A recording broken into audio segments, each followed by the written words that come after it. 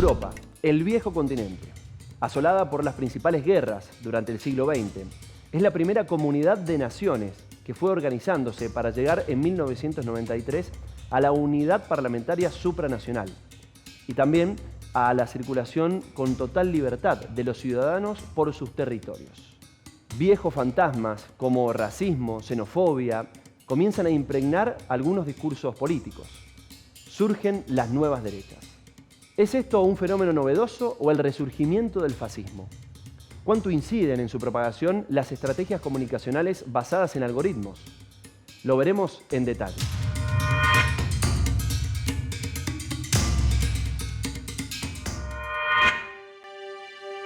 Básicamente se vuelve a producir un resurgimiento en las derechas justamente con lo que es con la figura de Le Pen en Francia.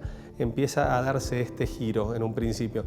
Después ya se empieza a fomentar y a darse más, digamos, las condiciones para que la crisis que se genera en materia financiera y económica a partir del 2008 repercuta con un descontento social importante, con reclamos a la clase política, a los distintos sectores que integran la clase política, a la corrupción que se ha generado en distintas escalas dentro de estos espacios, y van surgiendo, podríamos interpretar un concepto al cual lo definen como de derechas populistas de extrema en un marco europeo, donde han ido llegando algunas al poder, como es el caso de Hungría con Viktor Orbán y el caso de Polonia con Andrzej Duda. Después hay casos en los cuales se encuentran como principales oposiciones, llámese el caso de Le Pen en Francia, también el caso de Matteo Salvini en Italia, el cual es muy singular, muy particular, dado que por el tipo de gobierno que tienen integra el gobierno. Si bien sacó el 17% y el movimiento 5 estrellas referenciado por Luigi Di Maio sacó el 34%, a la hora de formar gobiernos él hoy lo integra como viceministro, viceprimer ministro y como ministro del Interior. La mia parola è una e questo governo va avanti 5 anni. Basta che la smettano di chiacchierare e di rompere le scatole. Quindi tappatevi la bocca, lavorate e smettetela di rompere le scatole, di insultare e di minacciare il prossimo.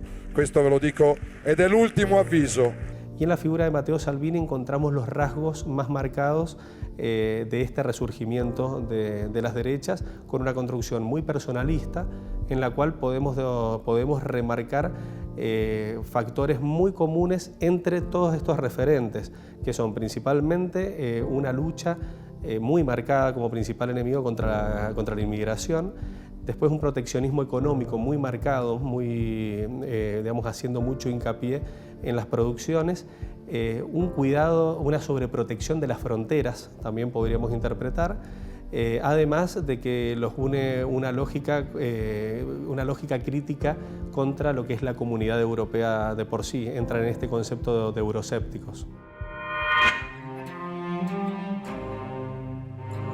Creo que habría que repensar conceptos como el concepto de totalitarismo, tal cual lo plantea Hannah Arendt, o también la lógica del fascismo, tal cual se había dado a principios de siglo, que es una manera de construir un relato político, pero fundamentalmente un relato, un nuevo conjunto de narrativas que están vinculados hoy a otros ejes, ya no son los del principio del siglo XX, hoy en día fundamentalmente es la migración, es el feminismo, es decir, son nuevos lugares de los cuales construir ese enemigo, ¿no? Es decir, fundamentalmente la lógica del fascismo es construir un enemigo, la eliminación del otro, y ese otro hoy fundamentalmente tiene el rostro de los migrantes, tiene el rostro de las mujeres, de los homosexuales, de los transexuales, la cultura LGTBI, etc., ¿no?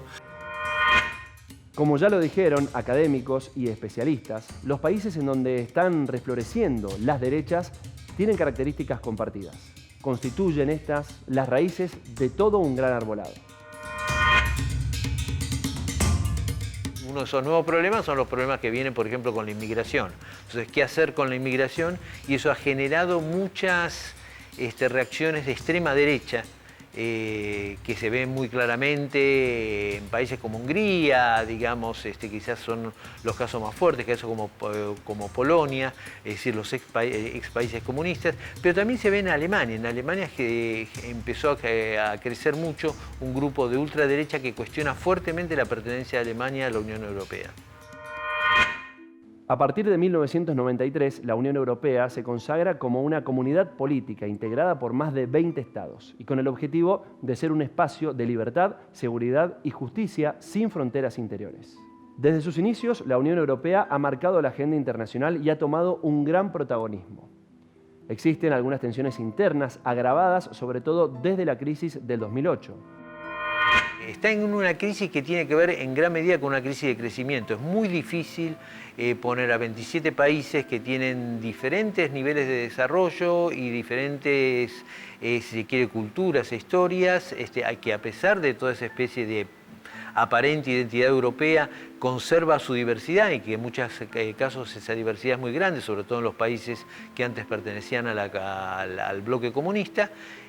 Bueno, es muy difícil integrarlos, esos 27 miembros, en una unidad y que esa unidad actúe, digamos, de manera coordinada y de manera lógica. Hay también otro problema, que la Unión Europea desde los años 90 empezó a tomar un cariz, un matiz cada vez más neoliberal. La Unión Europea de sus orígenes, de los años 50 en adelante, estaba muy impregnada por lo que era, si se quiere, el espíritu de la posguerra, es decir, que era un espíritu solidario, de unidad, de la idea de que, bueno, de que había que generar todos los instrumentos para no repetir la guerra que había básicamente asolado a Europa durante el siglo XX, y que la mejor manera de eso era construir una unidad en la cual los intereses comunes iban a prevalecer sobre las diferencias. Bueno, esa unidad funcionó muy bien y funcionó hasta los años 90, funcionó muy bien porque además le dio bastante cohesión a la Unión Europea y se logró integrar a países como España, Portugal y Grecia, que venían, digamos, económicamente retrasados respecto a los otros, y mediante ayudas financieras, etcétera, etcétera, se los logró nivelar o, digamos, si se quiere, acercar bastante a los países más desarrollados, con lo cual era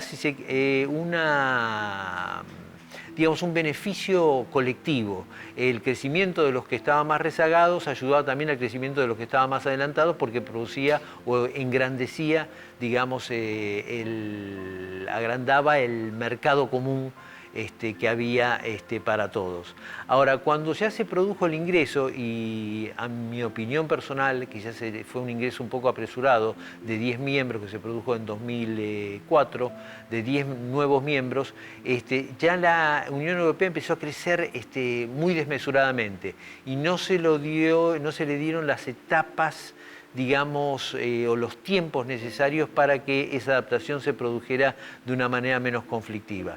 Y además se generó toda una agenda que era mucho más neoliberal, mucho menos social, con lo cual empezó a haber una especie de separación entre lo que era la agenda económica de la Unión Europea y los intereses de la población europea. La socialdemocracia tuvo una razón de ser, digamos, con unos objetivos después de la Segunda Guerra Mundial, con un exceso, con un superávit de dinero, pero ya no le cierra, digamos, la socialdemocracia ya no cierra ni por derecha ni por izquierda, digamos, porque el neoliberalismo está avanzando en Europa, el Estado se está achicando cada vez más, desde hace ya bastante tiempo, pero se empieza a notar mucho más en temas de salud, en temas de educación, se empieza a notar muchísimo. Y entonces yo creo que izquierda-derecha, digamos, todo el espacio del centro es neoliberalismo. Es decir, lo que estamos viendo no es un problema solo de si se califica de izquierda y derecha, sino de cuál es el papel de la política cuando la economía empieza a regir los designios. Es decir, cuando empieza a decir los designios de una manera que cada vez es más fuerte, ¿no? Es decir, siempre la economía dirige los designios, sí, pero es que hoy en día estamos en un momento en donde las fortunas van decidiendo qué hacer y dejar de hacer. Y los estados nacionales han perdido el papel frente a esa negociación. Europa por ahí conserva algún tipo de papel, China conserva algún tipo de papel respecto de esto, pero la política está perdiendo fuerza y da la impresión, y el ciudadano creo que en eso sí tiene claro, y eso es un papel que los actores, digamos, los políticos son actores que cumplen con un guión preestablecido y pactado con grandes fortunas y grupos financieros. O los partidos políticos repiensan cuál es el papel, o lo que está perdiendo es el concepto de una democracia representativa. ¿A quién representan? Entonces, creo que volveríamos como a la Edad Media, donde los políticos eran los representantes de los reyes. Es decir, el rey, para asegurarse el dominio en un territorio, tenía representantes. Entonces, nosotros hemos crecido con la idea de que la democracia representativa era de abajo hacia arriba, es decir, representaba al pueblo, y nos estamos dando cuenta de nuevo que hemos vuelto a la democracia representativa medieval, donde los representantes son representantes del arriba, del rey, del capital rey, de plataformas, de capitalismo plataformas, de nuevas empresas, de nuevas formas de negocios, etc.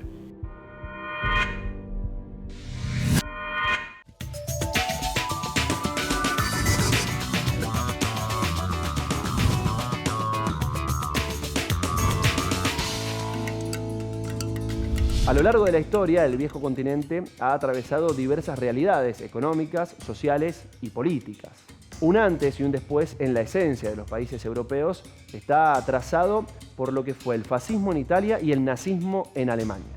Dos sistemas extremos que arrasaron con la vida de miles de personas y devastaron la psiquis social. Umberto Eco reflexiona sobre si el fascismo es una fase histórica o es eterno. El 25 de abril de 1995, en la Universidad de Columbia, New York, el intelectual italiano Umberto Eco pronunció una conferencia llamada El fascismo eterno.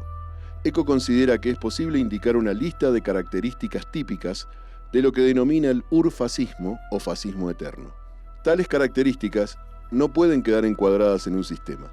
Muchas se contradicen mutuamente, pero basta con que una de ellas esté presente para que se corporice un ambiente fascista.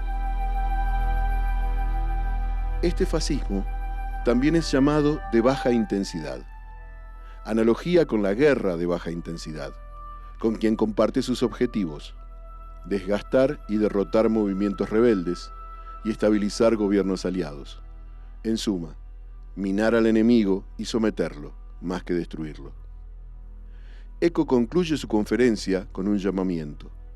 El urfascismo puede volver todavía con las apariencias más inocentes. Nuestro deber es desenmascararlo y apuntar con el índice sobre cada una de sus formas nuevas, cada día, en cada parte del mundo. Esta acción de desenmascaramiento y resistencia se ha vuelto especialmente crucial en el caso del reconocimiento de las fake news y los discursos a medida, las armas preferidas para ser utilizadas en medios de comunicación tradicionales y redes sociales para instalar formas fascistas de pensamiento. Según Aristóteles, el hombre es un zoon politikon, un animal político, un ser social que necesita de otros para satisfacer sus necesidades. La evolución de los medios de comunicación ha acompañado la vida política de los gobiernos, transformándose en objeto de estudio y análisis. ¿Cómo incide la comunicación en una campaña política?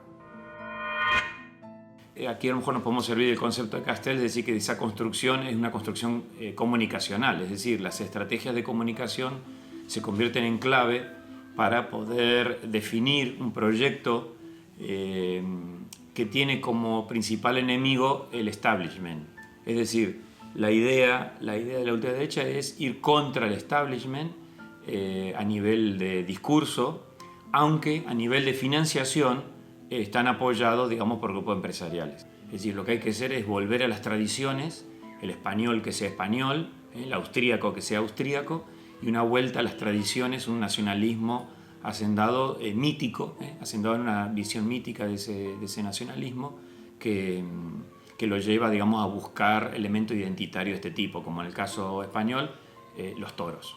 Volver a los toros, volver a la autoridad fuerte, disolver las autonomías a las autonomías, volver a un Estado nacional fuerte, todo apoyados en grupos que incluso han estado prohibidos durante la democracia. ¿Sí? Muchos de los candidatos son gente que viene, digamos, de grupos prohibidos, abiertamente franquistas y decir, digamos, que tiene un revisionismo histórico, digamos, donde no se sostiene ni con datos ni con nada, ¿no? Aquí en España ha habido como una especie de irrupción del partido Vox, y entonces eso ha llamado la atención sobre un fenómeno que ya en Europa estaba instalado, emparentado con Donald Trump en Estados Unidos. Es decir, aquí hay algo en común desde el punto de vista de cómo se construye políticamente este ascenso. Han generado condiciones tratando de manifestar que son personas como el votante, donde mediante su denuncia, su planteo de antisistema, los pone del lado del pueblo y no de esta élite que tanto se ha criticado, o esta élite que ellos tratan de vender, digamos, de poner en valor. Hay una utilización muy clara y muy marcada de las redes sociales para generar su comunicación. En estas ellos trabajan principalmente su figura con una inmediatez muy clara. En el mes de mayo, por ejemplo, Matteo Salvini llegó a tener picos de hasta 50 tweets diarios. Y en cuanto a publicaciones en Facebook, en algunos casos llegó a 43 en un día. O sea, está manejando una gran cantidad de mensajes en redes sociales donde trata de integrarse hasta mediante un vocabulario. Matteo Salvini se maneja con sus seguidores con la palabra amigo directamente, donde trata de afianzar y de generar una especie de nexo con el votante y hacerlo sentir que es escuchado y que es interpretado. De hecho, el caso de Salvini ha sido muy particular en el sentido de que ha dado herramientas en las cuales ha planteado juegos de que las personas que más retuiteen o los que más difundan se pueden ganar una llamada por teléfono de él, una reunión personal con él. De hecho, si bien él representa la Liga, la ex Liga del Norte, él es el principal actor de ese movimiento y como hoy está dada la situación, la cosa política en Italia, hasta podríamos entender o interpretar que es el principal actor político de dicho país, con una proyección muy importante para las próximas elecciones presidenciales en Italia. El caso de Matteo Salvini es muy particular porque, por ejemplo, Luigi Di Maio, que representa el Movimiento 5 Estrellas, con el cual tuvieron que formar gobierno, tiene otra forma de informar, de comunicar, es mucho más extenso, técnico, y no tiene los resultados que ha tenido Matteo Salvini. Salvini in Italia è alleato, amico, nemico dell'altro partito che è al governo, il Movimento 5 Stelle, che è un movimento che è nato sul web, è nato in rete e che ha una sua piattaforma, la famosa piattaforma, famosa in Italia, non so quanto se ne parli da voi, piattaforma Rousseau, con la quale gli iscritti al movimento votano sulle decisioni, quindi praticamente questo partito 2.0, 3.0, 4.0 ormai è diventato in Italia quasi una regola. Indubbiamente Salvini è quello che in questo momento la sfrutta probabilmente al meglio. Salvini sveglia gli italiani con i suoi tweet su quello che sta mangiando, perché c'è una polemica se Salvini sia un po' troppo grasso oppure no, allora lui dice io non me ne importa niente, io penso agli italiani. Quindi c'è questo suo modo popolare, populista come vogliamo dire, di entrare in contatto con la gente mandando messaggi sul web di tutti i tipi, dai tweet alle dirette Facebook. Questa è la realtà dei fatti, cercando ovviamente di affrontare tutti i temi, da quelli della sicurezza, gli immigrati. Sapete che c'è un problema in Italia perché arrivano questi barconi delle persone che fuggono dalle guerre nel Nord Africa, dalla Libia o dall'Africa, passando attraverso la Libia o altri paesi del sud del Mediterraneo. E naturalmente Salvini avrà anche dei suoi strateghi per questo. In ogni caso ha indubbiamente un successo. Ora, una mia considerazione, non solo mia, anche da parte dell'opinione pubblica, è che naturalmente quando si affrontano i temi della politica, che significa anche politica economica, crisi dell'occupazione, cioè con i tweet, si tende a semplificare problemi complessi. Allora la semplificazione di problemi complessi non aiuta diciamo, il livello del dibattito politico. Ecco, su questo c'è anche polemica in Italia. Una cosa però va detta, non è Salvini che ha inventato, che ha importato questo tipo di comunicazione web in politica, perché anche l'attuale opposizione di centrosinistra, quando c'era il governo Renzi, Matteo Renzi era il teorico delle slide, delle conferenze stampa trasmesse, anche quelle via web, tuttora ha una sua rubrica, diciamo, di dialogo con gli italiani, perché ormai la piazza, questo non solo in Italia, ma la piazza è diventata electrónica. Esto ha sido todo en una nueva propuesta de En Detalle, donde hemos analizado el ascenso de la derecha en la vida política de Europa y la incidencia que ha tenido la comunicación en toda esta estrategia. Muchas gracias y será hasta el próximo programa.